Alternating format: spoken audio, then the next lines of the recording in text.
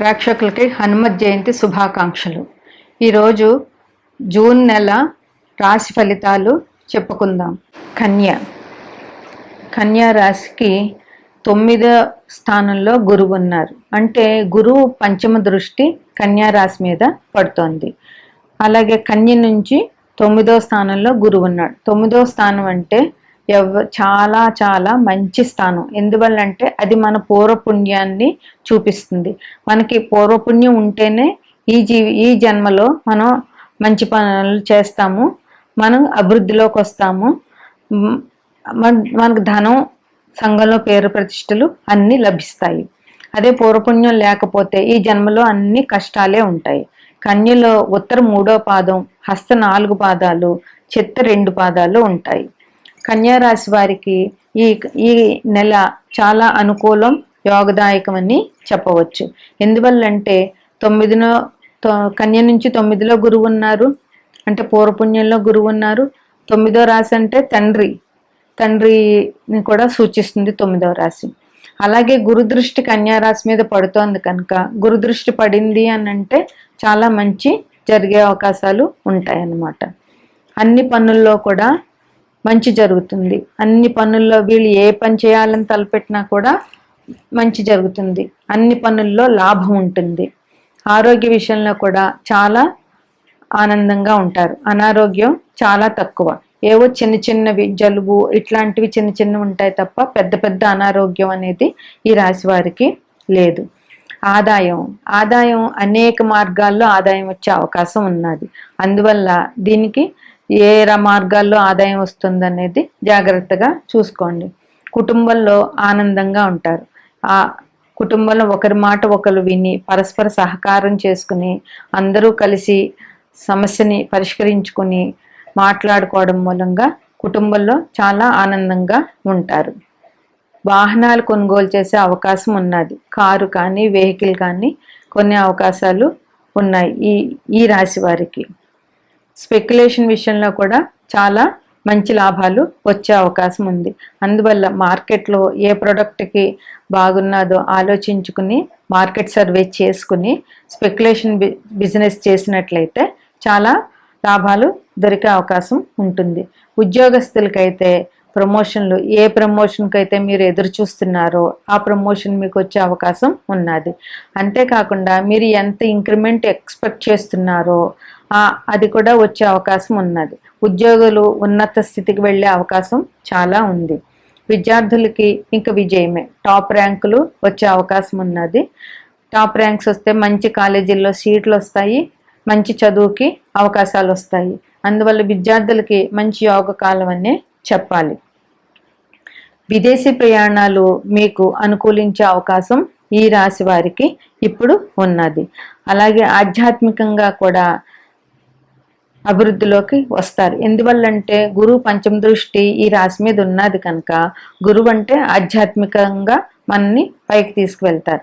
అందువల్ల దేవాలయ సందర్శనాలు చేయడం, తీర్థయాత్రలు చేయడం, దూర ప్రయాణాలు చేయడం, నిత్యము దేవుణ్ణి పూజించుకోవడం, ఇట్లాంటి వాటి వల్ల గురుబలం పెరుగుతుంది.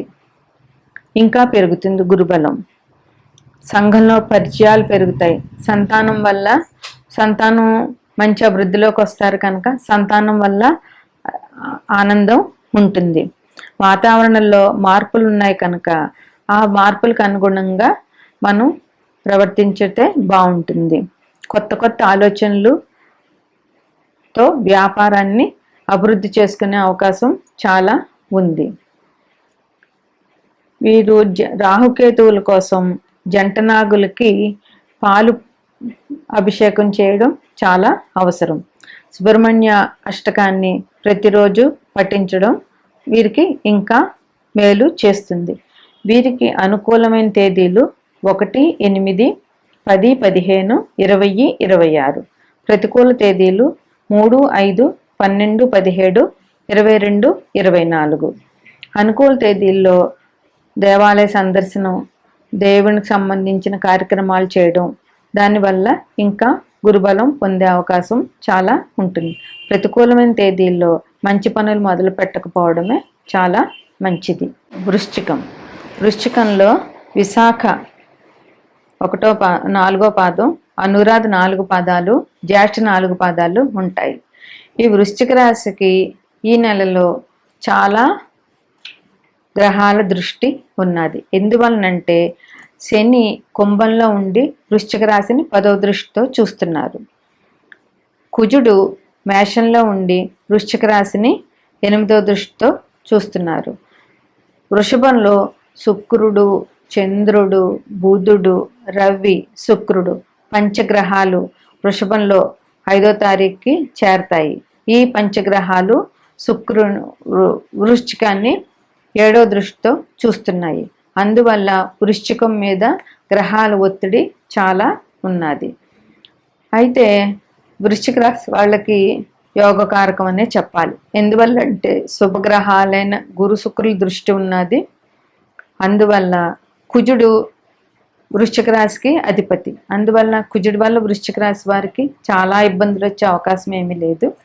అందువల్ల ఈ రాశి వారికి ఒత్తిడి ఉన్నది. ఒత్తిడి అంటే ఇది దేశగోచారంలో ఇబ్బందులని చెప్పవచ్చు. కుజుడు చూస్తున్నాడు కనుక, కుజుడు అగ్ని ప్రమాదాలకి భూకంపాలకి కారకుడు కనుక అగ్ని ప్రమాదాలు భూకంపాలు వచ్చే అవకాశం దేశంలో ఉన్నది. కుజుడు వృశ్చిక రాశి జలతత్వ రాశి కనుక శుక్రచంద్రుల దృష్టి ఉన్నది కనుక అకాల వర్షాలు ఎక్కువగా పడే అవకాశం కూడా ఉన్నది. వర్షాలు తుఫాన్లు కూడా వచ్చే అవకాశం ఉన్నది. వృశ్చిక రాశి మీద ఈ దృష్టి సప్తగ్రహాల దృష్టి ఉన్నది కనుక ఒక రాహుకేతువులు తప్ప మిగతా అన్ని గ్రహాలు వృశ్చిక రాశినే చూస్తున్నాయి ఈ నెల 6వ తారీఖు వరకు.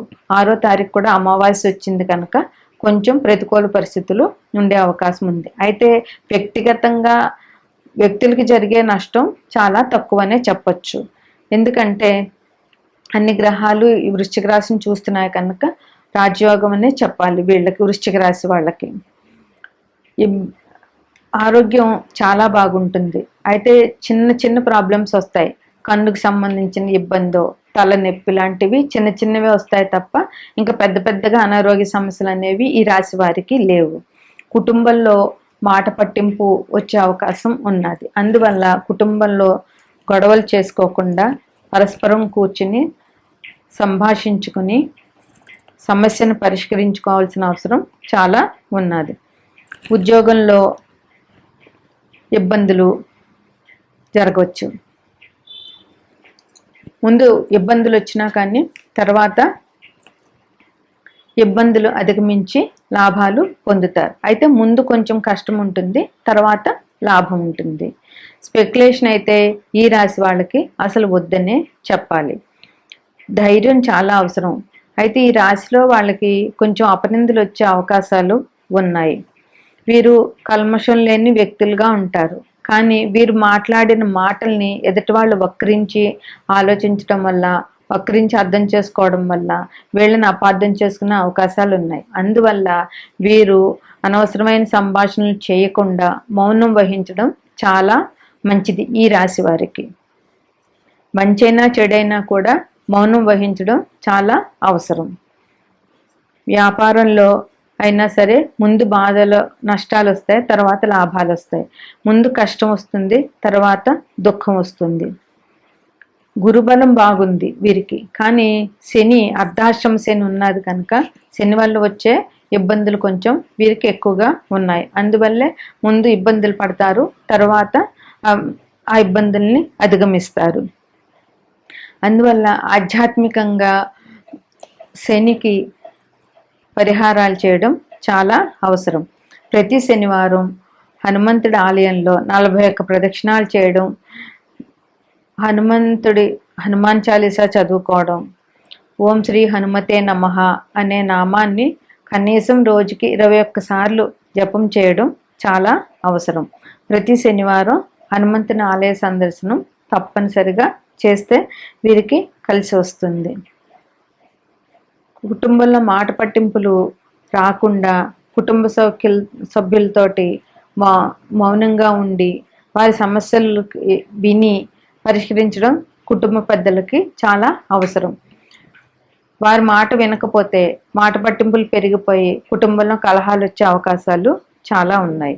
వీరికి అనుకూల తేదీలు 3, 5, 12, 15, 20, 24. ప్రతికూల తేదీలు 8, 10, 17, 22, 26, 29. అనుకూల తేదీల్లో మంచి పనులు మొదలుపెట్టి దైవ కార్యాలు చేయడం వల్ల ఇబ్బందులన్నీ సమసిపోతాయి. ప్రతికూల తేదీల్లో కొత్త పనులు ఏమి మొదలు పెట్టకుండా మౌనంగా ఉంటే చాలా మంచిది.